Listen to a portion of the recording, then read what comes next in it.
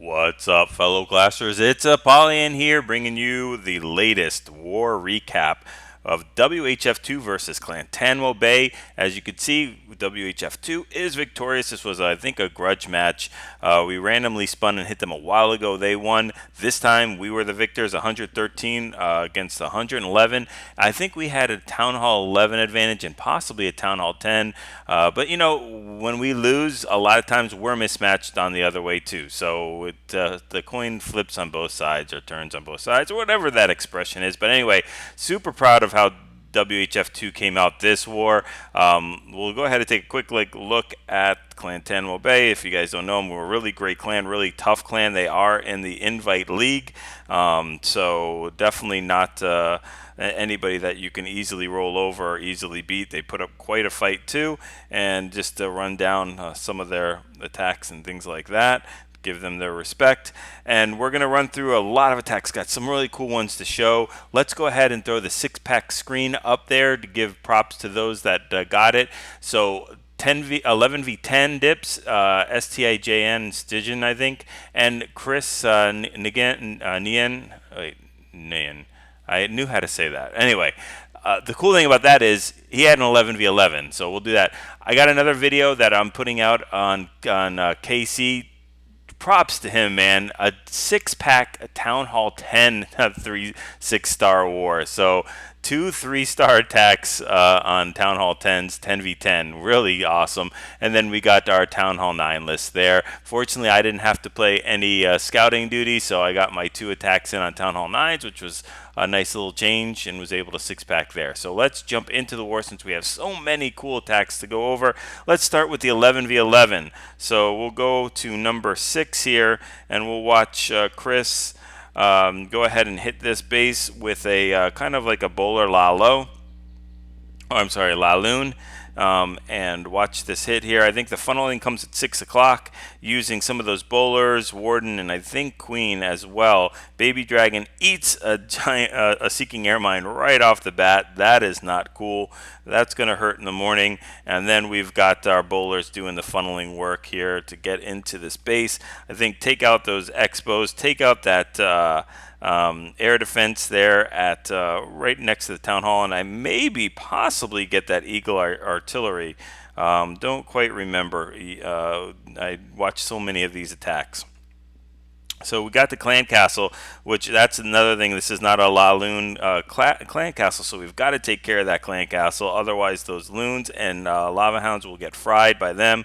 And we're pushing in here. Queen's taking the jump. I think she's going to get the town hall and that Eagle artillery, so that's really cool. That's just perfect. We've already started the Laloon deployment here, and the Queen can use her ability right now, take out that town hall, and I think, yeah, there we go with the Eagle artillery. So it's pretty much smooth sailing now. We only have one haste left over for these like 25 loons or so, but they don't have to worry about really too many defenses except for a couple of archer towers and that Expo, which is distracted on all those pubs. Finally, they go back to the loons. Now, there's only 2-point defenses that can actually hurt the loons, and that is the Expo and the archer tower. A lot of them were weakened by the kill squad coming in, so it's really just about watching them crush the rest of the base. Those cannons stand no chance against those fluting balloons, and it's just about cleanup. That king goes down to those bowlers and pups, and we've got ourselves a 3-star hit. Very, very nice.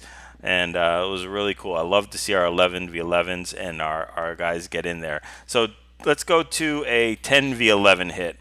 Just jump up a little bit. Watch Mango Brain just nail this base for, I think, 68, 69%. Or maybe even more. I don't remember. We'll see at the end of this.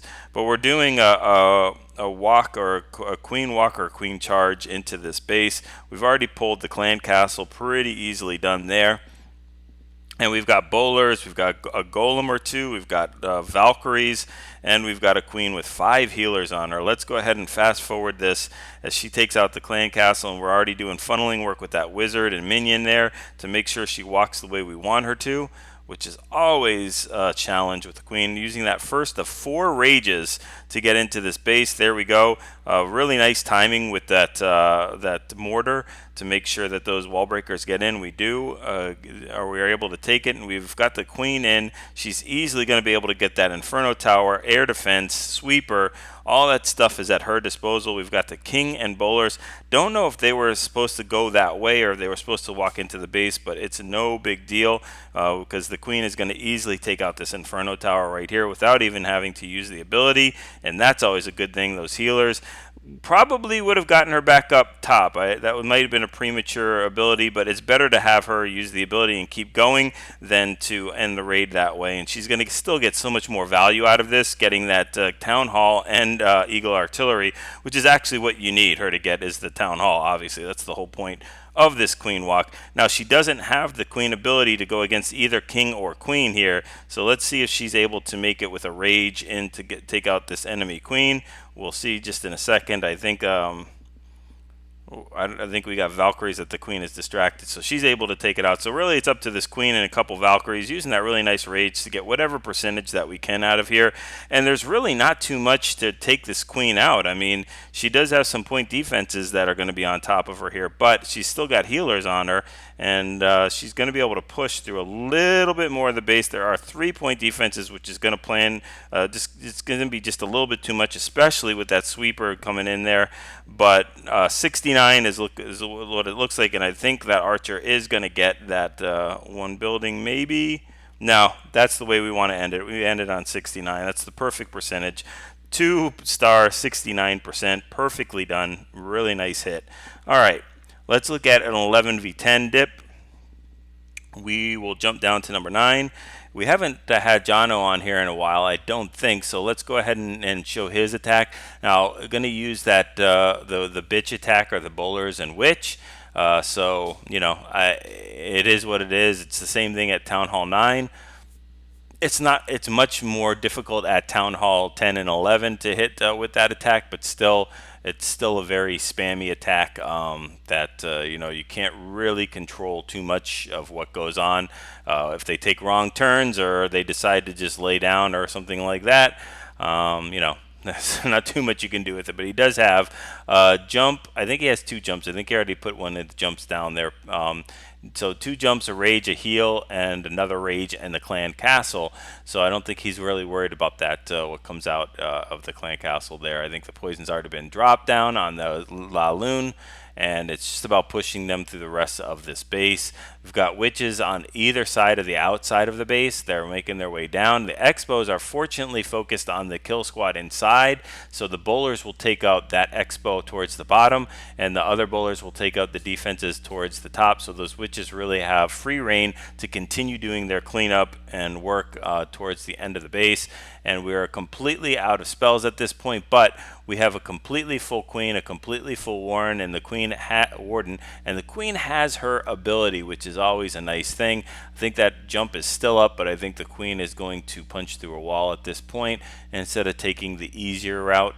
We're pretty much out of witches on the top portion of the base, so that's a problematic type of thing. We still have 3-point defenses and a splash defense with a whole bunch of buildings, trash buildings around them for, you know, the queen to get, but we do have a hero witch coming in on the bottom with a lot of Larrys to distract, which is what we need. We definitely need a distraction for that queen, and anything that can distract those point defense is a positive thing. The queen is going to have to use her ability at this point right here. Just a second. Well, it doesn't. There we go. It eats the giant bomb. But we've got those, again, those Larrys being distracting, and that's going to be able to pretty much allow the queen to get in here, take out that wizard tower and archer tower. Wizard tower is really not going to do too much damage to the queen, so we're not going to have to worry about that at all. All right. I'm going to do, like I said, I'm going to do a separate video on the Town Hall 10v10s, especially KC's 6-pack. So I'm not going to show his attack on this particular one. So let's look at Nicholas, and we'll focus on this with a La Lune 10v10 hit here as the king and queen coming in. And we've got 2 Skelly spells to deal with that queen in the middle, and then we've got 3 hastes, 2 rages and a heal. So we're sending those loons in, I think, to do some of the funneling work so that the queen and wizards and stuff can come in here with minimal amount of damage taken and get what they need to get, which I'm not sure. Yeah, I think they're going to get the Inferno Tower here. So there we go with the wall breakers. They're going to break open that. The king is doing funneling on his side. It's up to this queen to walk in, take out that archer tower, cannon, gold storage, and then get that Inferno. And I think we also want to get that air defense as well. That would be really, really nice. And the Tesla, just really so much value. Unfortunately, she walks the complete wrong way, which is just what queens do. Very, very frustrating, but she's still going to get, I think, that AD at the last second. Yeah, so if she would have walked to the left, this base would have been even more crushed, but can't get everything that you ask for. So we've got La Lune portion coming in here. Queen is still up, and I think the clan castle has not been tripped yet, so it's definitely a La Low. So it's going to be completely inconsequential into this portion of the attack. Got some skelly traps being tripped, but we've got a bunch of hastes pushing these loons throughout. We've got those 2 skelly traps just under rage that just obliterate the king and queen in there. Happened so fast you probably didn't even see it, like a magic trick. But that king and queen are gone, and now we've got that second rage coming in to push through towards this Expo AD and a bunch of other point defenses. Just a whole bunch of point defenses here. Our air defenses, archer towers, 2 Teslas, Expos. Really, really tough side, especially without any spells to deal with. So fortunately, that rage was pushing them through, and that 1 Tesla is only going to be able to do so much against like 6 or 7 balloons. So this is completely toasty toast. Done. Awesome. Let's go on to the next one. Last attack we're going to show is number 26, and we're going to 9v9. Haven't shown Hanny on here for quite some time, so why not? I love this attack. I like the strategy, which is a queen walk with just mass hogs on the back end. So we're using a baby dragon to funnel at that 5 o'clock to make sure that that queen walks from 4 all the way up to as far as she can go to like noon. That's what the goal is here. Her goal is to take out the clan castle and to take out that enemy queen. But on this attack, there's a hound in the clan castle, so this is what's so awesome about this, is he doesn't want to trigger the clan castle with anything at this point. So he's going to have the queen deal with the enemy queen, his queen deal with the enemy queen, and then he can send his hogs in there, and that hound will just basically tickle them the whole entire time. Not the kind of tickle you really like, but it's not a bad one. So the hound does so little damage, especially when those hogs get healed back up again. It's almost like it's completely not there. So we've got a poison dropped on that queen, and the friendly queen is just going to completely tear her to pieces, and now it's done. So we can send our hogs in, and sending the hogs in to make it easier for the queen first of all, and to pull that hound completely away from the queen's walk. So that queen is just going to be able to walk from here all the way to the rest of the base without having to worry about running into that hound and also into any other defenses. So it's just completely crushed at this point. Using a king to go ahead and start funneling and tanking for those hogs, just to make sure some of that splash damage, like the wizard tower up there, is focused on him instead. Still have another heal left over for these hogs. They will eat a giant bomb standing by our wizard tower that is fortunately focused on the king, but they'll jump right into that heal and they'll get healed back up, and we still have one more towards the end of this base. You're just going to have to push through the enemy king, which is the only annoying thing in the rest of this raid. It's just 1 point defense, and that's a cannon. The rest is completely inconsequential to these hogs, and we've got that covered with the heal. Spring traps just tripping tons of stuff. So we've got the hogs done. We've got the queen just running to nowhere now because she's got almost no buildings to hit. And then we've got some air skellies that are just going to take forever to get to those healers, which doesn't make a difference. So really nice hit. So again, props to Clantanemo Bay. I mean, it was a really tough war, fun war, but just shout out to all the WHF2 guys. I mean, this was a really good war for everybody. It was we really came together and we had some really nice hits, and I love the fact when we have our 11s get a chance to hit other 11s. So hopefully you guys enjoyed these attacks. go ahead, like, subscribe if you haven't already, share them with your clan mates. I mean, these are some really cool strategies to check out and figure out, how you're going to be able to get those 6-packs for your clans during these wars. Go ahead, use friendly challenges to your advantage. Keep practicing these kind of compositions and mix and match them to your like and whatever you're comfortable with. Get those 6-star clan wars and practice those 3-star attacks.